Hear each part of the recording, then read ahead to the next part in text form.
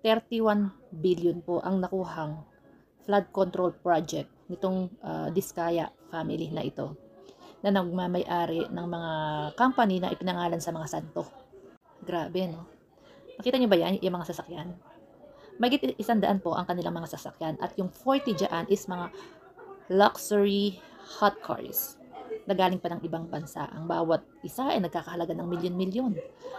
May 9 million, pinakamababa yata 9 million or 5 million. Pero grabe, diba?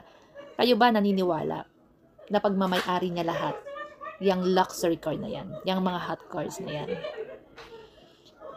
Ako hindi naman tayo pinanganak kahapon. Ako, tansya ko lang yung iba ipinangalan sa kanila. Pero pagmamay-ari yan ng mga politiko, isipin mo naman, kahit nga si Pacquiao, binawasan yung kanyang mga sasakyan, di ba? Dahil po, ang mahal po ng maintenance, and every year, kailangan mong i-renew ang license niyan.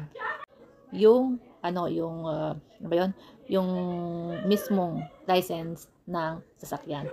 At, maisasama po yan sa buwis mo. So, sa tingin nyo, tansya nyo, kung kayo nag-iisip, sa tingin nyo, yung 40 hot cars na yan, lahat yan pag-aari ng mga Diskaya.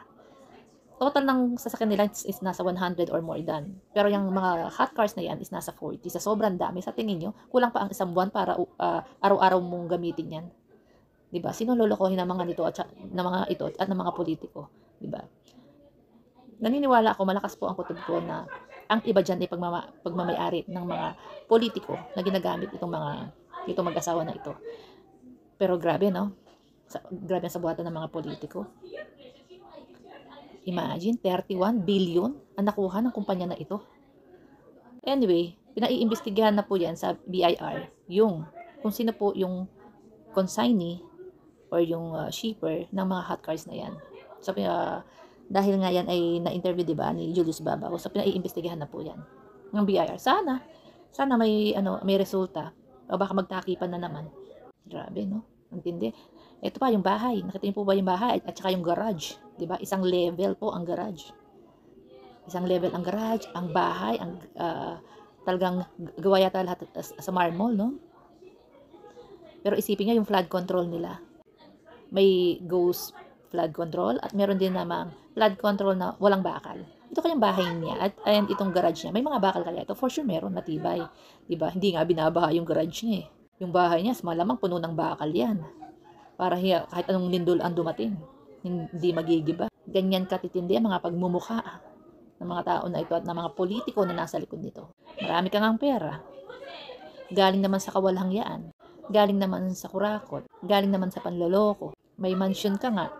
Hindi naman galing sa pagsisikap mo, sa dugot pawis mo. Galing din sa panloloko. At habang yung ibang Pilipino nagdurusa doon, binabaha, nilulubog. Dahil kinurakot po yung budget para sa flood control. May mga tao talagang wala ng konsensya at ang ginodiyos na po nila ang pera. Kahit ilang sasakyan pa ang ibigay mo sa kanila, kahit ilang mansion, wala po silang kasiyahan. Wala na pong mga kasiyahan itong mga tao na ito.